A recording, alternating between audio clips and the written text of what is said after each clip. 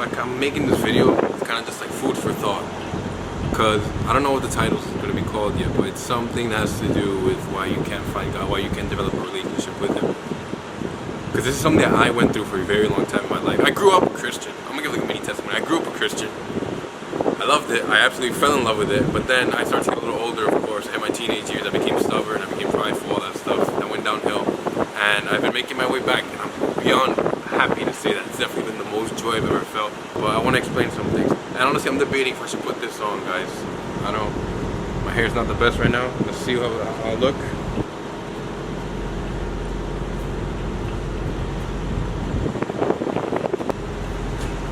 Honestly, I think I'm rocking with it.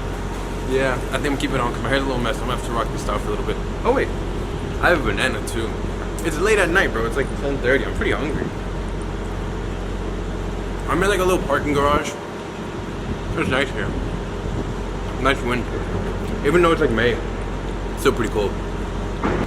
I'm gonna get to the topic right now though. So basically, it's the whole concept of why you can't find God. I couldn't find God for a time in my life. But I know how you feel because I went through it. So I want to tell you guys my experience. And like, I don't want you guys to think that I'm like bashing you or like I'm saying that I'm like way smarter than you. I'm not. But I'm telling you guys what I've experienced from my life, what I went through and how I got out of it, how I fixed it. So when I was trying to find God, man, it's soft. I tried to make it like a routine. Like I tried to read my Bible for 1 hour, pray for 10 minutes, listen to music for 10 minutes, and then after that, I'm gone. I'm like done. And I'll do it the next day, and the next day, and the next day, and the next day, and the next day. So it's a routine. Same way you go to work, same way you brush your teeth. You're not passionate about those things, you're just doing it because you're part of your routine. That's exactly what I did. And I'm looking around because I'm in a parking garage. I hope no one comes here. There's a few cars here, but whatever. It's no different from brushing your teeth, from eating your meal, from showering. If you make it a routine, it's going to be a routine and you're not going to feel anything to it. What you need to do is make it your life. And now you may say, oh, how am I going to make it my life? Like, you know, I'm busy, man. I get that. And now I'm not going to sit here and act like I'm the busiest guy either, because I'm not. I'm a 20-year-old college student. So you just have to adjust. There were times where I made things part of my life that shouldn't have fit, but they did, because, and this isn't even like about Christianity or anything. There's things in my life that I wanted to fit, because I desired them. I would wake up earlier, I would go to sleep earlier, stuff like that. I would cut out useless things like scrolling video games. I cut that out a little bit. And I would just make time for these other things that I want. So you gotta make time for God the same way you would make time for things that you desire. You gotta desire things. Yeah, it's pretty soft. I don't like it. Yeah. Basically, yeah. The whole concept is to try to have a relationship with God, right? But what do you need for a good relationship? And I'm not gonna be a coach for that. I'm not a teacher for that. Trust me, don't coach me for that. But I do know one thing. I'm done. So it's a relationship that you want to develop with God, right? And the thing is, what a lot of people try to do, what I tried to do, because I was chasing a dream, I was chasing a goal, a certain goal. And what I was trying to do, I was trying to find God for my own benefit. I was trying to find God so I could get successful, so I could get rich, so I could get famous, so I could get all that stuff. That's why I wanted God. That's probably why you want God as well. You want to look for God so you could reap the benefits, right?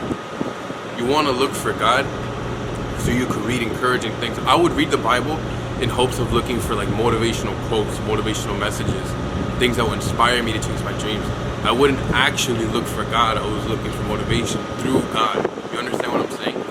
And I'm not saying that that's a horrible thing to do. You know, if it's bringing you closer to God, beautiful, I love that. It brought me closer to God, if I'm being honest.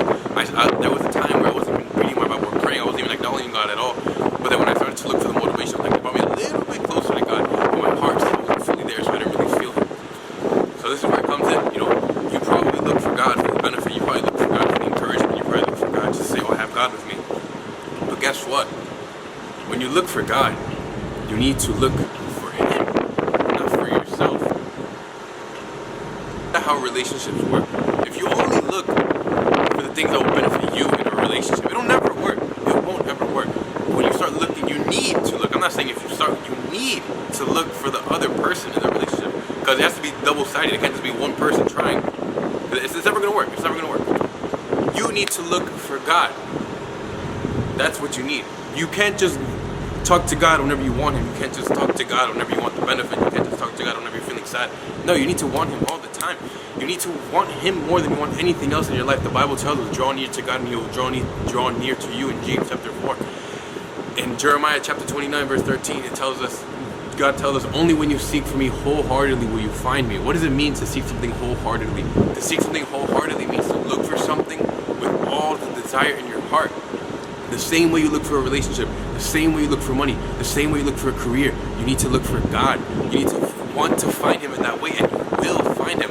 But you're only looking for him for the benefit. You want to reap the benefits, but you don't want to sow, or whatever it's called. That's not going to work. It doesn't cut, you can't cut corners with God. It doesn't work like that. How are you ever going to expect a relationship to grow if you only like receiving encouragement from the other person and you never want to do things with them? You just want to receive. It's never going to work. They're going to get tired of you and they're just going to ignore you after a while.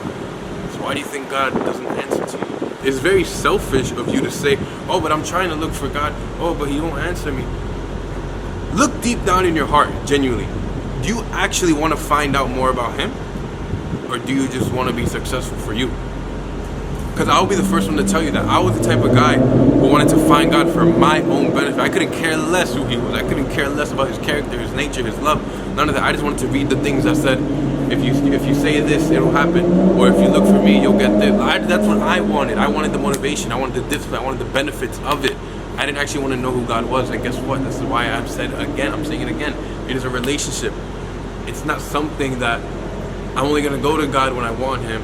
I'm only going to go to God when I'm sad. I'm only going to go to God when I need this to happen. Nah, bro. It doesn't work like that. And before you sit here and say some bullcrap like, why does God want me to find him? He doesn't need you to find him. Mind you, he doesn't need you. He wants you to. Because you're his kid. He loves you. He made you because he loves you. And if you knew the right way for your kid to live his life was to do this, this, and this, would you not want him to live that way? You do, right? You do. And if you knew that the way that he wanted to live his life was the wrong way, would you not do everything in your power to tell him? You would. And stop being so stubborn to think that God has to speak to you in this certain way, at this certain time, on this certain day, from this certain person, because that's pride. That's arrogance. If you want God to prove that he's real on your own terms, that's no different from a guy telling his girlfriend, sleep with me to prove to me that you love me. That's not faith. That's not at all faith. That's just ego. That's pure ego talking. You don't actually want God. You want the benefits. Again, I'm not saying this to condemn you. I'm not saying this to make you feel bad. I'm saying this because I went through the same thing. I know exactly what it feels like. I went years literally just reading my Bible, praying and worshiping for like an hour a day. And yeah, I never ever felt God. And I was getting mad at him, bro. I was getting frustrated. I was like, God, like, why is this happening? Why can't I find you? It wasn't until I genuinely started to seek him with like everything. The same way I would look for money, the same way I would look for women, the same way I would look for a relationship, I started to look for God, and I found him. I'm telling you, the same thing that can happen to you. Seek him with your whole heart, and you will find him. I promise you. I promise you. This isn't like a thing like, oh, maybe you will. No, you will. You will. I'm rocking with this bandana. I don't know if you guys are too. I like it. Like, moral of the story is, when you look for God, don't look for you. Look for him. You know, that's another thing too. We pray a lot and we try to figure out, we read the Bible from our own human perspective. We read the Bible trying to understand things for us. Nah, fam. You need to read the Bible and try to understand God's perspective. And the thing is, you'll never do that. You know, our human wisdom is finite. We're never going to understand that. But look for God. Don't look for yourself. And I promise you will find him. And it's not arrogant from him. It's not prideful. It's not something bad.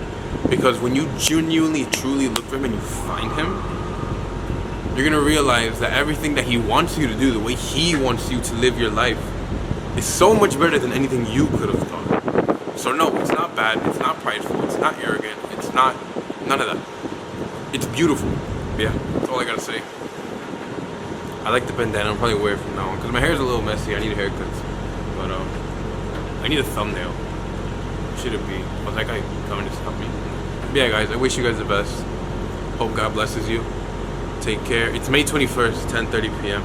Almost summertime. Basically summertime, but it's really cold today. So yeah. God bless, guys. Take care.